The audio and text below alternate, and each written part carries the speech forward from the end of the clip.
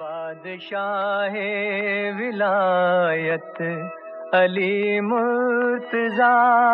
جماعت خوجه‌های اثناعشری، گروهی که داستانشون ما رو به تاریخ میبره.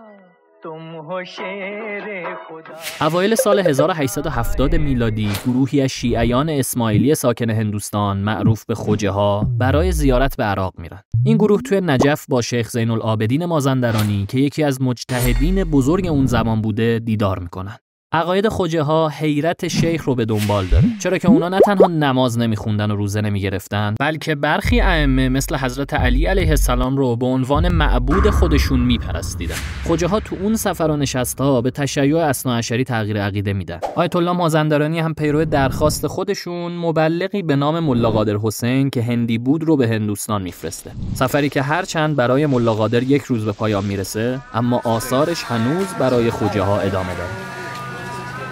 ملا قادر شروع میکنه به برگزاری نماز جماعت، جلسات مذهبی و تبلیغ تشیع اثناعشری در هند. فعالیت‌های ملا قادر و سفرای بعدی منجر به 12 امامی شدن بخش دیگری از شیعیان اسماعیلی میشه. اتفاقی که خشم خوجه‌های اسماعیلی و فشار و اختناق به دستور رهبرشون آقاخان رو به همراه میاره. این فشارها مثل تحریم‌های اقتصادی باعث میشه که اونها به آفریقا مهاجرت کنن.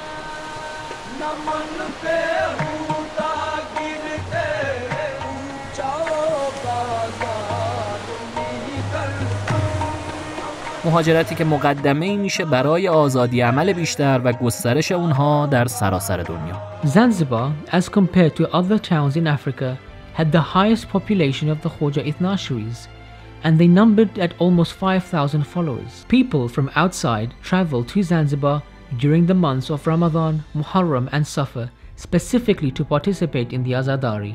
اما راز موفقیت این جمعیت 150,000 نفری چیه؟ استراتژی معمول خوجه‌ها تشکیل گروه‌های منظم در قالب گروه‌های سازمان یافته در هر نقطه‌ای بود که حضور پیدا می‌کردند. این گروه‌ها وظیفه داشتن تا به نیازهای مذهبی خوجه‌های اثناعشری مثل آموزش کودکان، مسائل عقیدتی، وجوهات شرعی و غیره پاسخ بدن و با این تیپ کارها یه جورایی شبکه روابط میان خوجه‌ها رو قوی نگه دارن. این گروه‌ها یا به اصطلاح جماعت که تا به امروز به بیش از 30 عدد رسیدن و پهنه جغرافیاییشون از گجرات هندوستان تا اسکس بریتانیا کشیده شده، پس از 80 سال در 1976 تشکیلات واحدی به اسم فدراسیون جهانی خوجه‌های اثناعشری رو به عنوان یک خیریه مذهبی در انگلستان ثبت کردند. خوجه‌ها می‌خواستن سبک زندگی اسلامی و عقاید شیعیشون رو در جهان به اصطلاح مدرن حفظ کنن. از طرفی هم جمعیت به شدت پراکنده‌ای بودن و اونها راه حفظ هویت دینیشون رو در نگه داشتن انسجام و شبکه روابطشون بین خودشون می‌دیدن.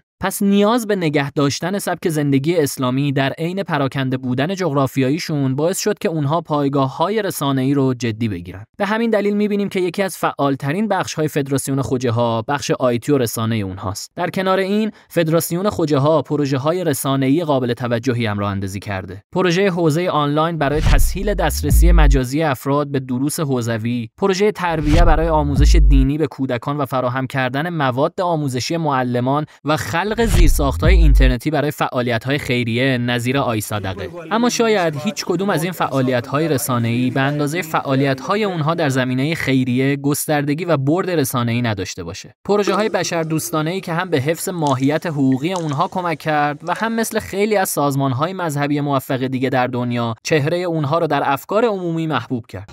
Balochistan, Badin is flooded. It's an emergency situation.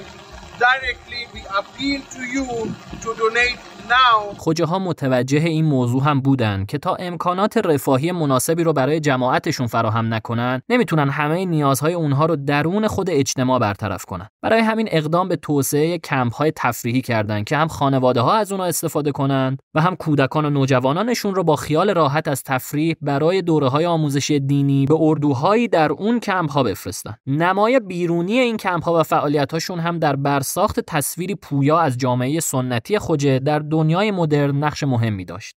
اقلیتی که روزی عزمش رو برای جدایی از اسماعیلیه جذب کرد، حالا خودش یک الگوی مناسب برای حفظ و توسعه یک اجتماع مذهبی خاص شده.